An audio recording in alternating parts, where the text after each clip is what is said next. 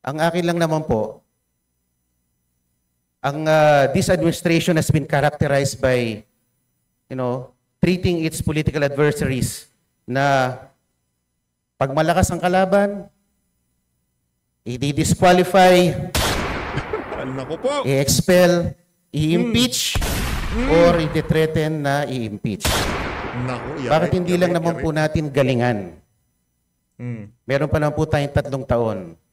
Nako, ayan na ho mga kababayan. Para sa mga kasama nating nalungkot sa paglipat nitong si Senator Rodante Marcoleta sa Senado, huwag na ho kayong malungkot. Meron pa ho tayong Marcoleta dyan sa House of Representatives. Sa katauhan nitong si Congressman Paulo Marcoleta, dito sa video na to, pinagulong ho niya ang leader ng prosecution panel sa impeachment nitong si Vice President Sara Duterte. Etong si Nonoy Libanan. Ibinibida ho kasi nila na kesyo ang Korte Suprema i-rewrite daw ho nila, dinadagdagan nila ang rules sa impeachment. Mamaya ho pag-uusapan ho natin lahat yan. Pero bago ang lahat ng yan mga kababayan, isang like at isang subscribe. Masaya na ho tayo dyan sa mga gusto sumali sa ating community. Yung joint button nandyan lang ho sa baba. Nako, marami na namang mag-iiyakang pinklawan, dilawan at mga talyanista dito sa video na to. Kasi sabi nila, nung una kasi, nung wala na si Senator Rodante Marcoleta sa House of Representatives, naku, wala nang matinik. Napunta na sa Senado yung congressman na kahit pinagtatanggal na diyan sa mga komite, talagang sumasali pa rin siya sa diskusyon. Kahit na kinuhanan na siya ng hopyat lahat-lahat, sumasama pa rin siya sa diskusyon. Nagsaya ho, nagdiwang ho yung mga bonjing diyan sa House of Representatives. Hindi ho nila alam, meron pang isang Marcoleta, ika nga yung bertod netong si Senator Rodante Marcoleta, naiwan pa rin diyan sa House of Representatives. Ito na bayan, hindi na ho natin pahahabain ito. Pakinggan ho natin ang palitan nitong si Libanan at nitong si Sagip Party List Representative Congressman Paulo Duterte. Heto ho. Heto na ho. Ask if the distinguished minority leader will yield to a few questions. Minority leader pala itong si Libanan, anak ng Tokwa. Isa sa mga aso ni Bonjing, minority leader. Tapos leader ng prosecution panel laban dito kay VP Sara dyan sa impeachment. Anak ng Tokwa, hindi man sila bakit wala bang utak yung mga majority? Manggagaling pa talaga sa minority sa bagay. Sa bagay, sama-sama naman sila. Nandiyan si Luistro, nandiyan si Acop. Nagkaisa ho sila na talagang pabagsakin itong si VP Sara. Pero hindi na, yung mukha na yan, tingnan nyo naman ho mga kababayan. Diba? Tingnan nyo naman yung mukha na yan. Di ba? Marcoletang Marcoleta. To make a manifestation from his speech. Thank you. Gladly accommodate. Maghahalo ang balat si tinalupan dito sa video. Honorable Marcoleta is recognized. Yan na. Mr. Speaker, Ay, teka lang. Meron ho pala tayong dito. Sandali lang. Segue natin tong kay Atty. Rowena Guanzon, Attorney. Wala na talagang papalo. Kailangan lang ho talaga nating pasadahan ito, Kailangan lang ho nating pasadahan ito bago tayo magtungo dito sa palitan na to ni Libanan at nitong si Congressman Paulo Marcoleta. Sa kakapalan. Pagkatapos ma-archive o maisintabi ng Senado ang impeachment complaint ng House of Representatives laban kay VP Sara Duterte, ay siyempre reklamo to the max. Ang mga congressman na pumirma. At baka naman nakalimutan nila na wala po kayong high moral ground na magreklamo dyan. Dahil totoo naman ang mga ruling dyan ng Supreme Court na wala kayong ginawang tamang paraan o due process ayon sa konstitusyon na hindi man lang nabasa ng lahat ng congressman at congresswoman ang impeachment complaint at saka lang kayo nagpirmahan dyan na wala man lang kayong meeting o kaya hindi man lang binigyan ng kopya ng impeachment complaint ang Vice President Sara Duterte. Dalawang katagalan naman po sinasabi ng Supreme Court. Walang due process. At ang due process na karapatan ng kahit sino man, lalo na po dito sa impeachment complaint ay napaka-importante nito dahil nagtatanggal kayo ng second highest official of the land na binoto ng tao ay kailangan po sa bawat proseso ay may due process. Pero syempre, galit-galit, di ba? Parang strong na naman siya. Si Speaker ay strong na naman. Ano sabi ng mga congressman na kakampi niya?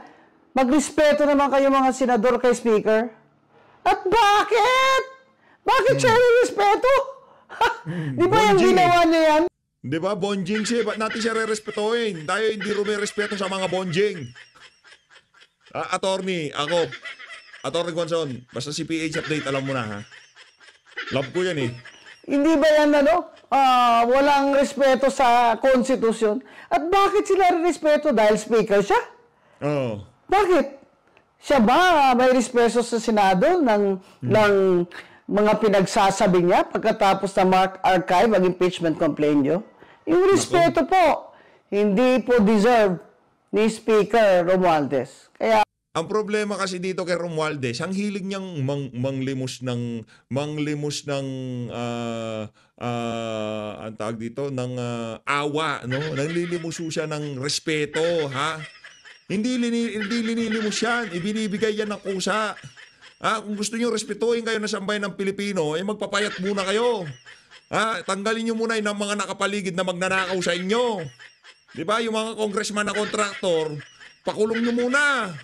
Kaso, paano kayo re-respetuhin kung lahat na nakapaligid sa inyo, kahit sino pa yan, sigurado yung distrito niya, basura. Sino ba yung mga nakapaligid kay Martin Bonjing, ha? Di ba? Laging nasasangkot sa mga skandalo. Yung mga flood control, naku! Kahit sino sa mga nakapaligid sa kanya na yan, sa Manwala ko hukay siya hindi, kahit saan distrito yan, sigurado kung tanongin nyo man yung mga constituent niyan, merong ginawang kabalbalan yung mga congressman na yan. Sana po, sa lahat na itong mga kapalpakan niya ay makonvince na si BBM na talagang dapat na po na magbitiw ang pinsan niya as speaker. Ako na ang nakikita kong strategy dito ni Marcos Jr., unti-unti Kumbaga din niya dinidiretso kay Bonjing yung banat di ba? Inuumpisahan niya yung mga nakapaligid dito kay Bonjing. Ngayon, pagka itong ika nga na corner na tong potapete na to, pasensya na ho ha. Kasi kumbaga sukdulan na yung kasamaan nitong Bonjing na to sa totoo.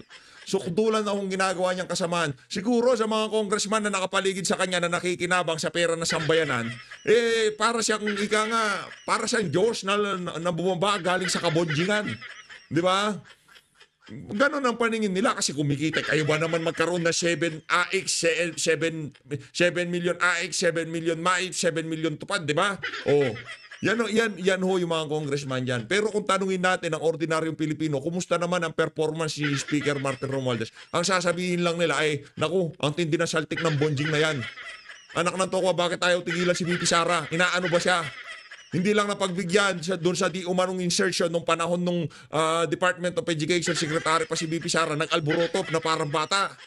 Yung 5 billion na sinasabi ni VP na di umano, gusto magsingit ng mga sintu-sintu dyan sa House of Representatives, hindi niya napagbigyan, ayun, nag-alboroto. At partida, panggawa daw ng classroom, pero ang may control, yung mga congressman lamang, anak ng Petrang Garapata. Attorney, ako, saludo ako sa'yo. Takbo ka ng senador, susuportahan kita. Sabihin ko na sa'yo, Attorney Rowena Gonzon, ako alam ko maprinsipyo ka. Alam ko pagka pula-pula sa'yo, pagka itim-itim sa'yo. Di ba? Yun ang ano ko dito sa alin na to. Pagka itim-itim. Kahit nakalaban pa sa politika, pagka itim-itim, hindi pwedeng, di ba? Pagkakalaban sa politika, gagawin mong puti. Hindi. Pagkakalaban, kahit na ano pang gawin mo, kung ikaw mali, yun ang sasabihin ni Atty. Rowena Gonzon.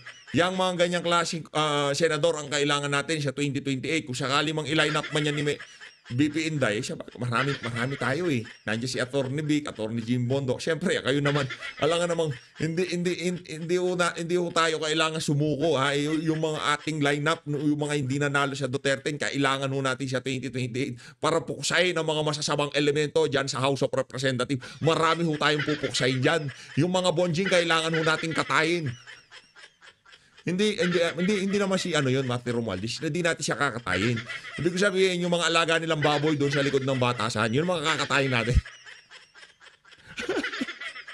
Ito si Congressman Paulo Marcoleta. Akala nyo wala na tayong Marcoleta, no?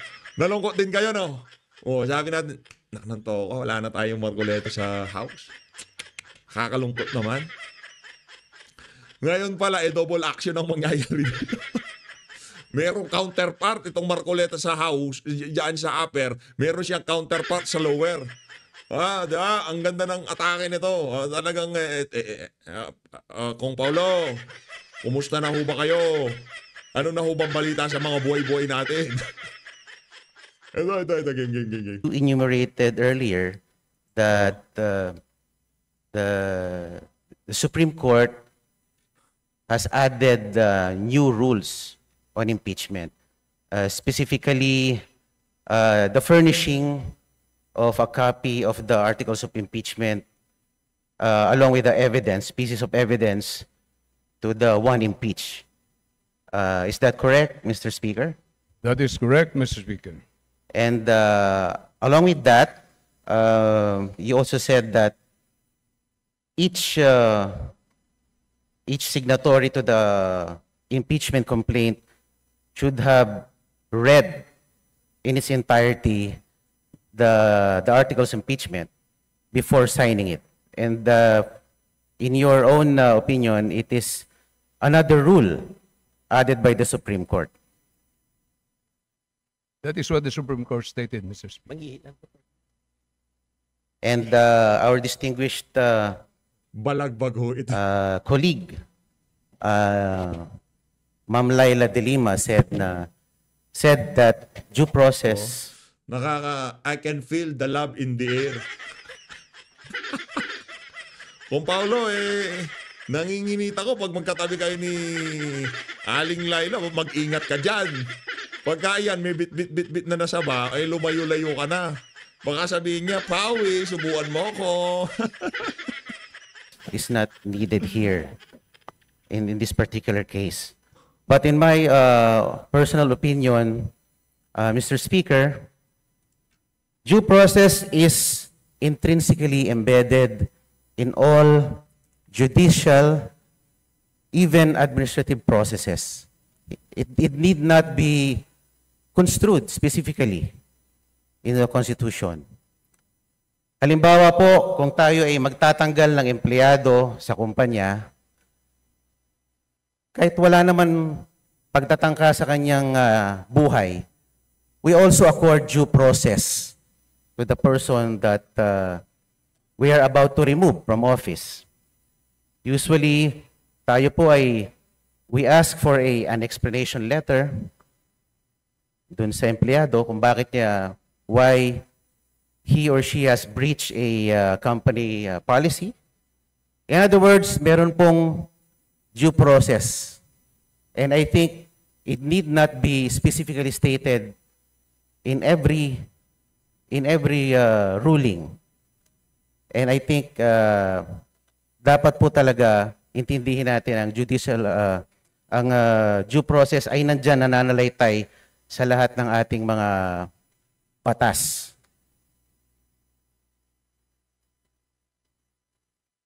Mr. Speaker, ang impeachment po ay a class of its own.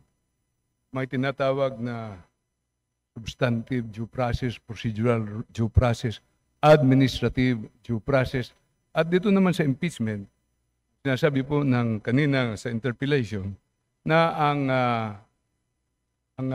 process na ito, pag pumirma ang 1/3 of all the members, hindi naman nawawala ang sabi, wala dito yung due process dahil ang penalty dito, sabi po ng Honorable De Lima, ay removal from office, ang pinaka-harsh na penalty. Hindi yung katulad sa criminal or administrative. Pero, Madam Speaker, sa ganang impeachment po, ay pag pumirma po ng 1/3 of all the members of the House at sinumiti po ito sa Senado, nandoon pa rin ang due process. Kasi doon po ay may karapatan makinig at hear yung mga depensa po ng ini-impeach. Opo. Kung ito pong impeachment ay alang-alang sa accountability, hindi po ba dapat natin habulin ang Vice President sa Ombudsman at sa ibang mga korte? Sapagkat sa tingin ko, kung ang sanction lang ng impeachment ay tanggalin ang Pangulo sa kanyang pagkakaupo, hindi po siya mananagot ng maigi dun sa kanyang alleged misuse of confidential funds. Di ba dapat managot din siya sa kanyang di umano'y idinispalto na pera? Di po ba? We should seek other remedies like cases before the Ombudsman at ano pang mga korte.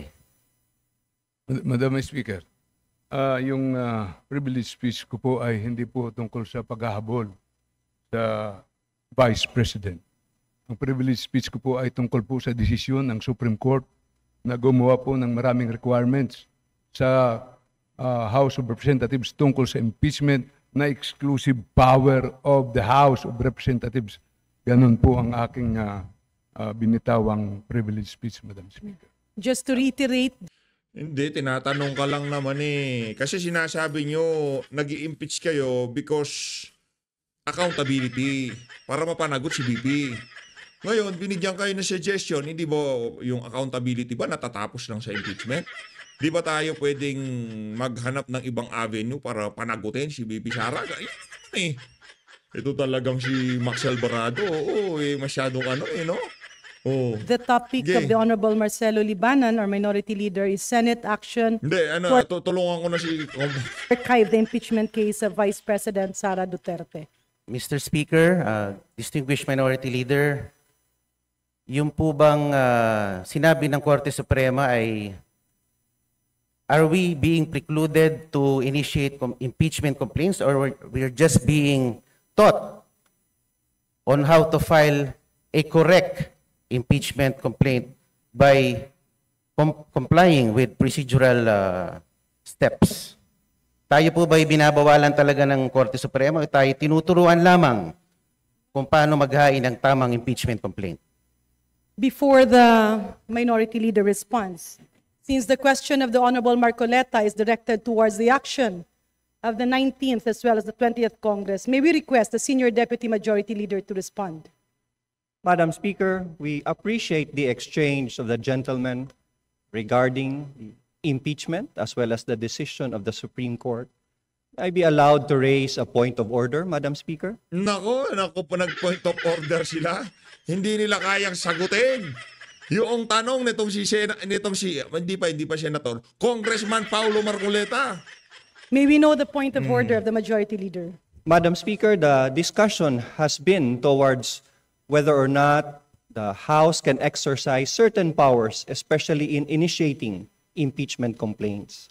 However, may I remind our members that we have a pending motion for reconsideration with the Supreme Court. Thus, we cannot discuss the same with finality this afternoon during the privilege hour. May I request the gentlemen if we can hold further deliberations, heated deliberations in the future, so that we can wait until our motion for reconsideration has been decided with finality by the Supreme Court. What does the Honorable Marcoleta say? May I proceed with my manifestation, Mr. Speaker? Madam Majority Speaker, Leader. can we let the Honorable Marcoleta finish his manifestation before we proceed to the next speaker to avail of the privilege hour? Thank you, Madam Speaker. Majority Leader, I believe the Honorable Libanan, as well as the other members of the House, we have 22 members listed for the privilege hour. That's right, Madam Yeah, Speaker. so I believe a manifestation can be taken up at the appropriate time once the privilege hour has been closed. Madam Speaker, I have already registered my intention to make a manifestation. Madam Speaker, a manifestation would be in order. Let's allow the Honorable Marcoleta to finish his short manifestation before we conclude the privileged speech and refer the same to the Committee on Rules. Oh, sige, tuloy nyo lang. The majority leader's mga duwag. request is hereby granted. Thank you, Mr. Speaker. Sige. Sa pagtatapos po ng 2024, sinabi po ng ating mahal na Pangulo na ang impeachment ay hindi importante. Sabi niya, this does not make any difference to any single Filipino life. So why waste time on it? And despite the admonition of the President, the House, through one-third vote, transmitted the articles of impeachment to the Senate. Why didn't we heed the call of the President? Why did the HRR defy the President's pronouncement? Gusto ko lang pong malaman kung bakit ganon. Parang hindi natin sinusunod ang mga pahayag ng ating Pangulo. Before the Honorable please proceed. Opo. At nung July 25, the Supreme Court, sabi nga nila, inilang dineklara ng articles of impeachment ay unconstitutional at void ab initio. At pagkatapos nun ay nakarinig tayo ng mga pahayag mula sa House members na tila baga tinatakot ang ating mga maestrado na pwede kayong ma-impeach din tulad ng Vice President. Nako.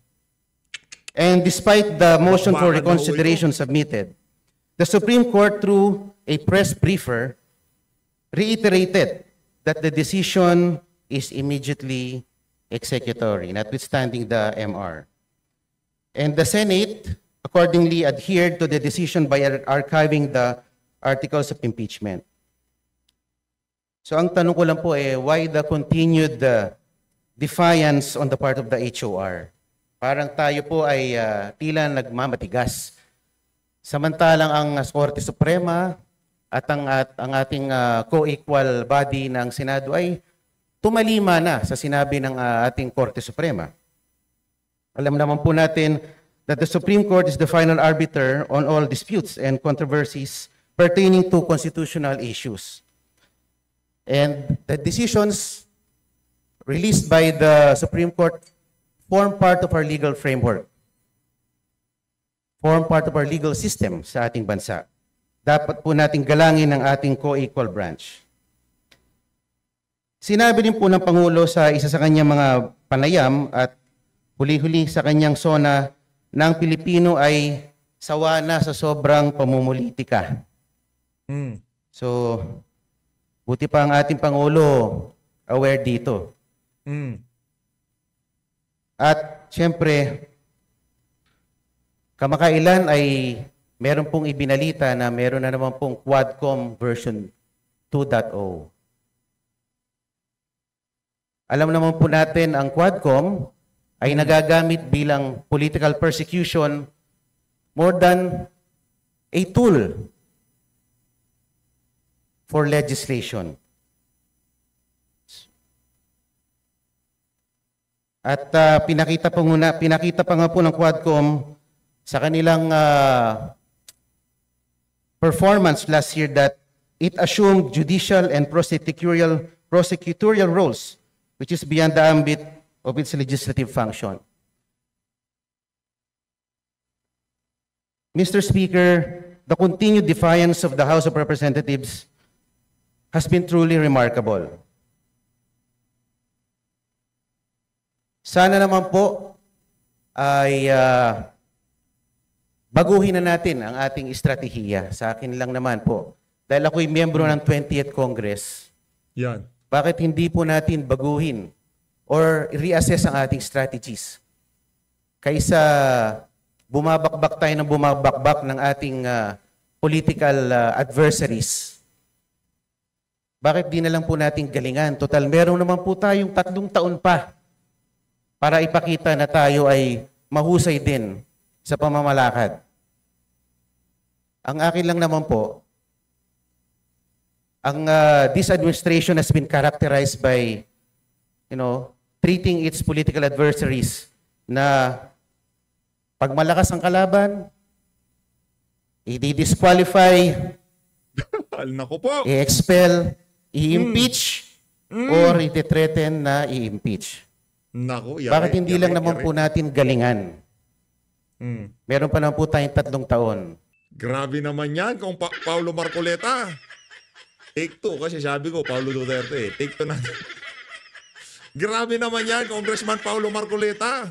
Talagang bakbakan kung bakbakan, ha? Baka sakali, matalo natin si VP Sara sa 2028. Maraming salamat po. Madam Speaker, there being no other Madam member Speaker. who wishes to interpolate, I move... Still my time, Mr. Speaker. Huwag naman natin pakinggan kababuyan lang naman yung silibanan. Ayun na mga kababayan.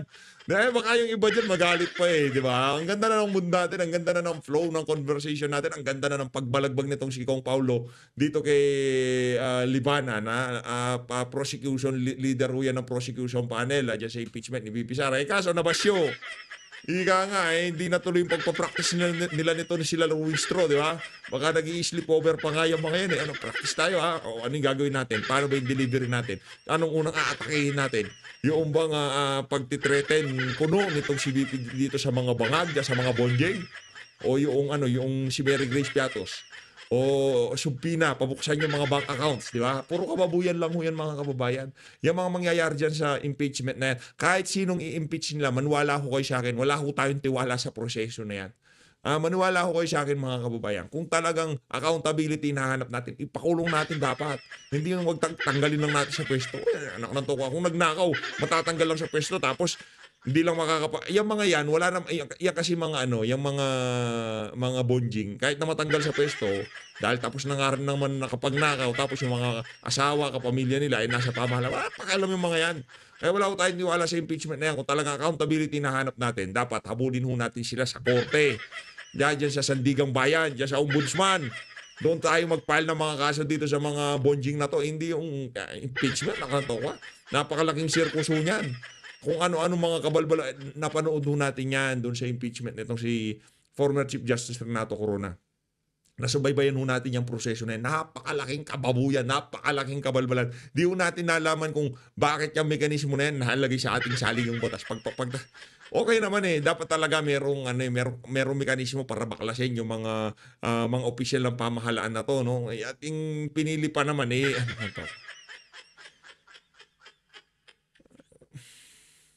dapat sa korte kasi doon talagang tama yung mga proseso. Sa impeachment court, mga huyan kasi, mga senador, di ko naman minamalit ko yung mga senador Sa korte, pagka napatunayan, hindi lang perfectly disqualify dyan sa paghawak ng government of post. Kulong pa. Yun na mas maganda. Gusto nila dyan sa para makapag-grandstanding ang lahat. Yung mga congressman kagaya nitong si Kiko Pangilinan, Bamakino, Tito Soto, hindi naman abogado, magro-robe sila. Asta silang kala mo mga talagang mga maestrado sila, di ba? Pero lahat ng mga sasabihin at gagawin nila, puro kabalbalan lamang. Si Senator Dante Marcoleta, alam nyo, isa sa mga dahilan, palagay ko, kaya ayaw nyo matuloy yung impeachment na yan, dahil nakukornihan siya. Kasi hindi naman talaga accountability nahanap natin dito. Gusto lang natin pabagsakin yang si Sara Duterte. Tama, mali. As always, maraming salamat po sa pag-support sa PH Update. Mag-ingat po kayo lahat. Mahalin natin ang Pilipinas. Palakpakan natin itong si Congressman Paulo Marcoleta. Solid.